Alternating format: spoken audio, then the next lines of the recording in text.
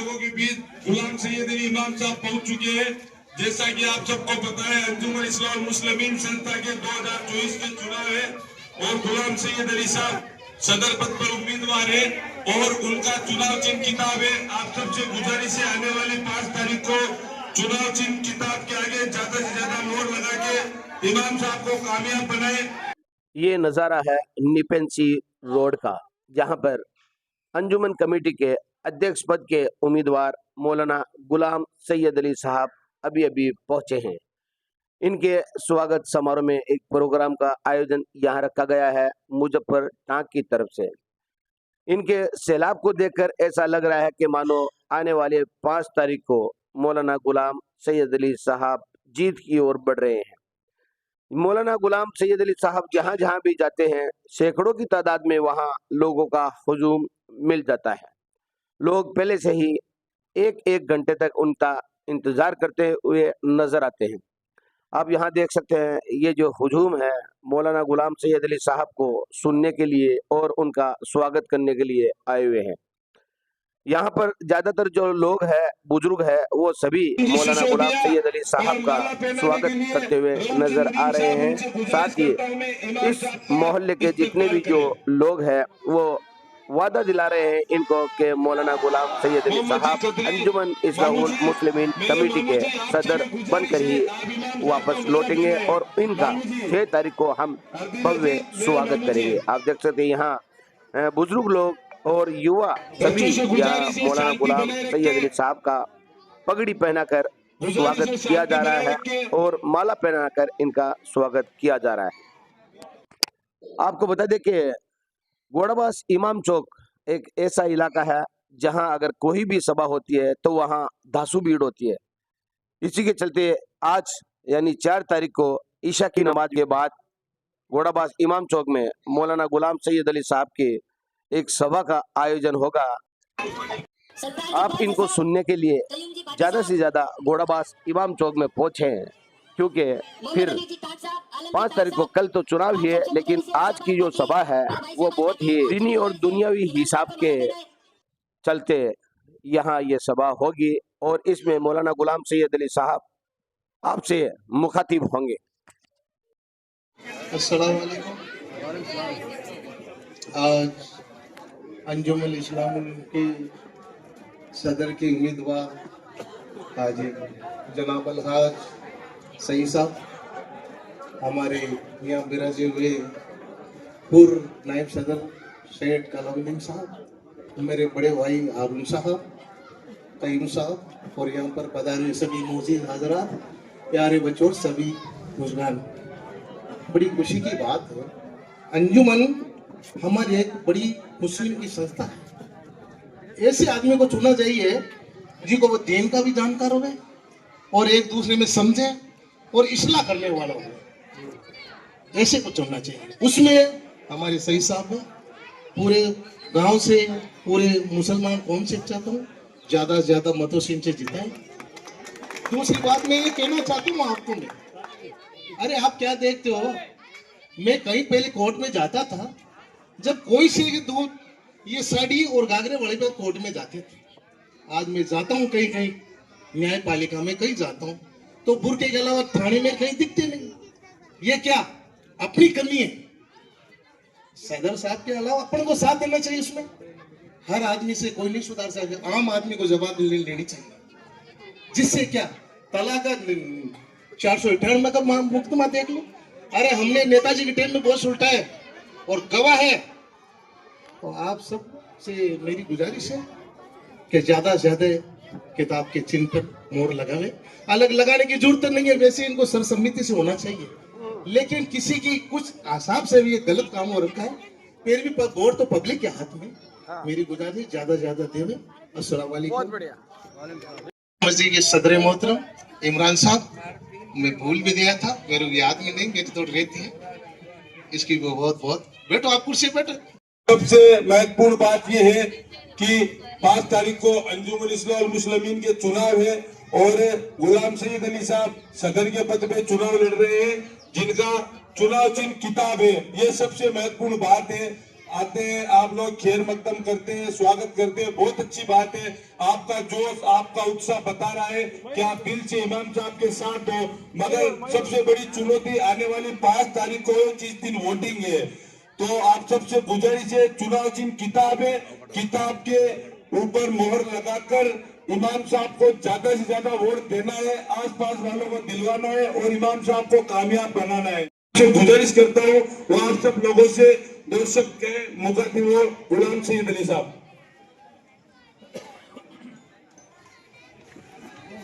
अस्सलाम वालेकुम वरहमतुल्लाहि वबरकातुहू। आप सभी हजरात का बहुत बहुत शुक्रिया कि आप सभी हजरात ने अपना कीमती वक्त सर्व किया और हम सब लोगों को आपने यहाँ इकट्ठा होकर बड़ी मोहब्बतों से नवाजा और बड़ी ही ताज़ीम की और बड़ा ही इकराम किया। अल्लाह रब्बुल इज़्ज़त आपके इस अमल खैर को कबूल फरमाए और हम सब की नेक और जायज़ तमन्नाएं हाजतें पूरी फरमाए। अंजुमन इस्लाहुल मुस्लिमीन मुसलमानों की इस्लाह की एक संस्था है जो मुसलमानों में फैली हुई बुराई को खत्म करने का काम करती है। लेकिन अंजुमन इस्लाहुल मुस्लिमीन सिर्फ एक निजाम और एक सिस्टम है। उस निजाम और सिस्टम को लागू हमें अपनी जिंदगी के अंदर करना है। अंजुमन इस्लाहुल मुस्लिमीन कोई ऐसी मसीह नहीं है कि हम इधर से बुराइयों को ढालें और उधर वो सुलह के साथ में निकल जाए। वो सिर्फ एक निजाम बनाएगी, एक सिस्टम बनाएगी। उस निजाम, उस सिस्टम और उस कानून को जब हम मानकर अपनी जिंदगी में लागू करेंगे तो इंशाअल्लाह बहुत बड़ी इस्लाह होगी। और अगर निजाम और वो सिस्टम वैसा का वैसा ही धरा रह जाए, हम में से कोई भी उसे मानने को तैयार ना हो, तो फिर दुनिया की कोई भी ताकत हमारी इस्लाह नहीं कर सकती। आज अगर हमें इस्लाह करनी है और बुराइयों को खत्म करना है तो हमें सबसे पहले अपनों का एहतराम करना होगा और अपनों की इज्जत करनी होगी। आज आपको पता होगा कि हम भाई भाई आपस में क्यों लड़ते हैं, एक पड़ोसी से हमारी क्यों नहीं बनती, एक कारोबारी दूसरे कारोबारी से क्यों नफरत करता है। कहीं ना कहीं उसकी वजह ये होती है कि हम अपने आप को बड़ा दिखाकर दूसरे को छोटा दिखाने की कोशिश करते हैं। और जिस कौम में ये बीमारी पैदा हो जाए, उस कौम में समझ लीजिए कि तबाही शुरू हो जाती है और उस कौम का मुस्तकबिल खत्म होना शुरू हो जाता है। मिसाल के तौर पर एक जंगल के अंदर एक कुआं था, जिस कुएं में बहुत सारे मेंढक रहा करते थे। एक लंगड़ा मेंढक भी रहा करता था। तो जितने मेंढक थे वो सब उसका मजाक उड़ाया करते थे और ये कहीं ना कहीं उसकी इज्जत नफ्स को तकलीफ देती थी कि जिसको देखो वो उसका मजाक उड़ाता था, लोगों के सामने, साथ दूसरे मेंढकों के सामने उसे जलील करता था।